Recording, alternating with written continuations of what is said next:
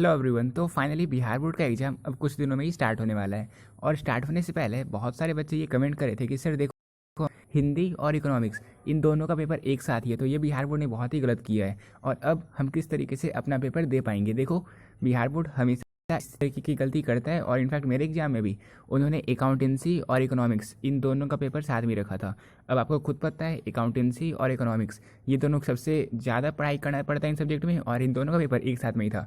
तो किस तरीके से आपको टाइम को मैनेज करना है, हर एक पेपर को आपको कितना टाइम देना है, हम इन सारी चीज़ों को अब देखने वाले हैं कि फरवरी के टाइम में, मतलब 1 फरवरी, 2 फरवरी, 3 फरवरी, 4 फरवरी, यानी कि एग्ज़ाम तक आप किस तरीके से कितने पेपर को, जितने आपके पेपर है उन पेपर को आपको कब कब टाइम देना है, मैं आपको वो बताने वाला हूँ। ठीक है, ताकि किस तरीके से आप टाइम को मैनेज कर पाओ। देखो, हमारा ये जो वीडियो है, ये वीडियो आप देख रहे होगे शायद तो 1 फरवरी को या तो 31 जनवरी को। और देखो, इंग्लिश का पेपर हमारा स्टार्ट होने वाला है 4 फरवरी को।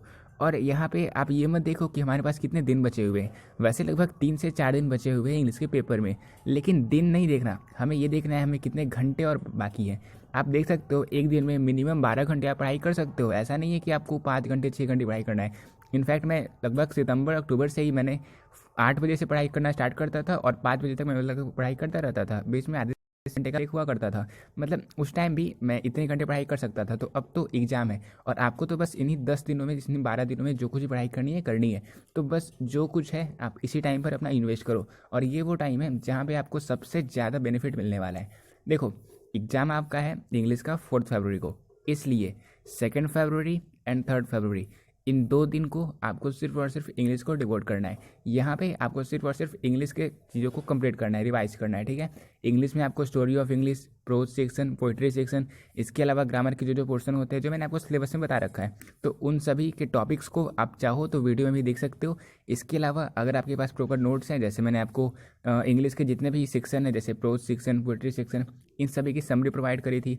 इसके अलावा जो ऑथर थे उनके नेम को मैंने आपको बताया था ट्रिक के साथ, तो उन वीडियोज़ को भी देख सकते हो। इसके अलावा अगर आपके पास जो नोट्स ऑलरेडी अवेलेबल हैं, आप उन सारे क्वेश्चन को सॉल्व कर दो। ठीक है, ऐसे मैं कोशिश करूँगा कि अगर मैं कोशिश कर सका तो 1 फरवरी, 2 फरवरी एंड 3 फरवरी इन 3 दिनों में मैं इंग्लिश के भी 1-2 वीडियोज़ को अपलोड कर दूंगा जो आपके लिए बेनिफिशियल होंगे। ठीक है, तो इंग्लिश को आपको टाइम देना है 2 फरवरी को एंड 3 फरवरी को, ताकि 4 फरवरी को जो आपका पहला बिहार बोर्ड का एग्जाम है, क्योंकि बहुत सारे बच्चे ये डरे रहते हैं कि मैंने पहले सीबीएसई बोर्ड से 10 दिया था, अब मुझे बिहार बोर्ड से 12 देना है, तो बिहार बोर्ड का किस तरीके का पैटर्न है कुछ समझ में नहीं आता। तो देखो, आपको ज़्यादा डरने की ज़रूरत है नहीं, बिहार बोर्ड और ज़्यादा ईजी है। मतलब वहाँ पे जो एनवायरनमेंट होगा ना, बहुत ही ज़्यादा सिंपल होगा। इस सीबीएसई की तरह आपको ऐसा नहीं लगेगा कि नहीं मुझे ये नहीं करना वो करना।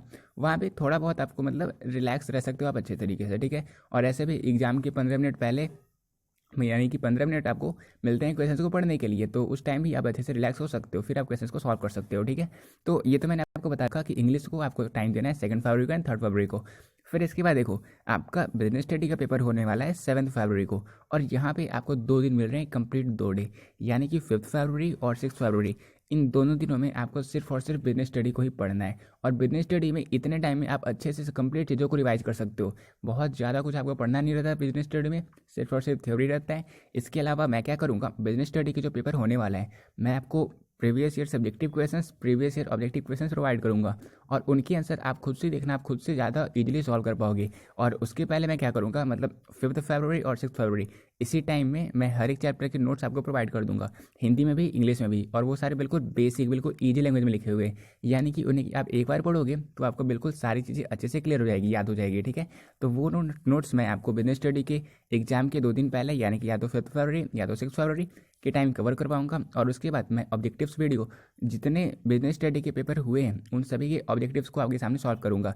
और आप खुद देखना कि हर एक क्वेश्चन जो मैं आपको करवाऊँगा वो 2 से 3 बार रिपीट होंगे, क्योंकि मैंने आपको ऑलरेडी बता रखा है कि बिजनेस स्टडी के पेपर में जो हमारे प्रीवियस ईयर क्वेश्चंस होते हैं वही रिपीट होते हैं। तो ये तो हमने देख लिया इंग्लिश की पढ़ाई किस तरीके से करनी है, बिजनेस स्टडी की पढ़ाई किस तरीके से करनी है, क्योंकि आपको देख सकते हो 4 फरवरी को एग्जाम के बाद आपको 1:45 से 5 बजे तक कोई और एग्जाम है भी नहीं, तो उस टाइम तक आप आंसर की देख सकते हो, और उसके बाद 5 बजे के बाद आप बिल्कुल लग जाओगे बिजनेस स्टडी के पेपर में। ठीक है, तो ये तो हमने क्लियर कर लिया कि बिजनेस स्टडी में हमें क्या कुछ करना है। अब देखो, अब हम देखने वाले हैं 8 फरवरी को जो हमारा एग्जाम होने वाला है हिंदी और इकोनॉमिक्स का।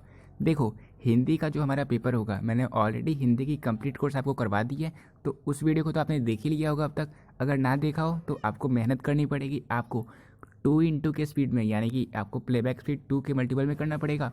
और उन वीडियोज़ को आप देख लेना, क्योंकि मैंने वहाँ पे सारे ऑब्जेक्टिव्स वीडियो, सारे सब्जेक्टिव, सारे जो क्वेश्चन आपसे एग्जाम में पूछे जाते हैं उन सभी को मैंने वहाँ पे कवर किया। तो अगर आप फास्ट फॉरवर्ड करके देखोगे तो, क्योंकि वीडियोज़ बहुत ही छोटे छोटे हैं, आप 15 मिनट के अंदर अंदर उन वीडियोज़ को कंप्लीट कर सकते हो। तो हर एक चैप्टर इस तरीके से कंप्लीट कर लेना। मैंने आपको ऑलरेडी बता रखा कि अगर आप चैप्टर वाइज रिवीजन करते हो ज़्यादा बेनिफिशियल होने वाला है आपके लिए, ठीक है। तो हिंदी की तो पढ़ाई आप उस तरीके से कर सकते हो। अब इकोनॉमिक्स में क्या करेंगे, तो देखो, अगर आपने इकोनॉमिक्स पेपर को चूज किया है तो अभी के अभी, यानी कि आज आप इकोनॉमिक्स की ही पढ़ाई करो। इकोनॉमिक्स में आपको बहुत सारी चीज़ों को पढ़ना रहता है, और आज पूरा दिन आप सिर्फ और सिर्फ इकोनॉमिक्स को ही पढ़ो। आप पूरा दिन इकोनॉमिक्स को पढ़ोगे जिससे कि आपको अच्छे से सारी चीज़ें रिवाइज हो जाएगी। क्योंकि मैं आपको बता रहा हूँ, एग्जाम के दिन आप उन्हीं क्वेश्चंस को सॉल्व कर पाते हो। एक तो वो जो आपने अब तक मेहनत से पढ़ी है, और दूसरी वो जो आप एग्जाम के कुछ दिन पहले पढ़ते हो।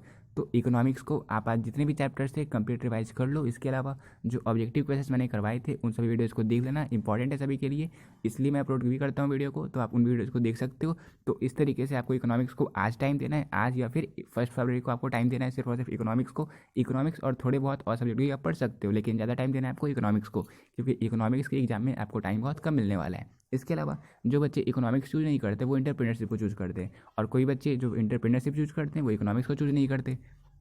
तो इस तरीके से आप देख सकते हो कि आपको एंटरप्रेन्योरशिप के पेपर में एक दिन का टाइम मिलने वाला है। तो उस टाइम में आप एंटरप्रेन्योरशिप को रिवाइज कर सकते हो। और क्योंकि एंटरप्रेन्योरशिप में बहुत ज़्यादा कुछ आपको पढ़ने को नहीं रहता, आप कम चीज़ों को भी पढ़ोगे फिर भी आप एग्जाम में अच्छा मार्क्स सिक्योर कर सकते हो। इसके अलावा मैंने 2 से 3 वीडियोज़, 3 से 4 नहीं, मतलब लगभग 5 वीडियो मैंने अपलोड किया है एंटरप्रेन्योरशिप का।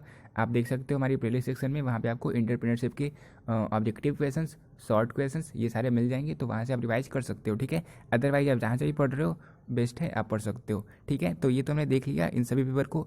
अब देखो, हमारे पास लास्ट पेपर होने वाला है अकाउंटेंसी का। जिन बच्चों ने कंप्यूटर साइंस नहीं लिया उनका लास्ट पेपर होने वाला है अकाउंटेंसी का, और अकाउंटेंसी में आपको बहुत टाइम मिलने वाला है। देखो, आप जब 9 फरवरी को एग्जाम दे दोगे तो आपके पास 10 फरवरी, 11 फरवरी टाइम रहने वाला है। और अकाउंट्स को मैंने चैप्टर वाइज कवर किया, और चैप्टर वाइज कवर करने के बाद मैंने उनके ऑब्जेक्टिव क्वेश्चंस को भी अपलोड किया है। तो अगर आप उन क्वेश्चंस को देख लेते हो, अगर जो मैंने आपको चैप्टर वाइज रिवीजन अपलोड किया था वीडियो को, उन वीडियोज़ को आप देख लो एक बार, उन नोट्स को पढ़ लो एक बार। आपके पास 2 दिन का टाइम है, बहुत टाइम है, लगभग 24 घंटे आपके पास होते हैं 2 दिन में, जिसमें आप पढ़ाई कर सकते हो।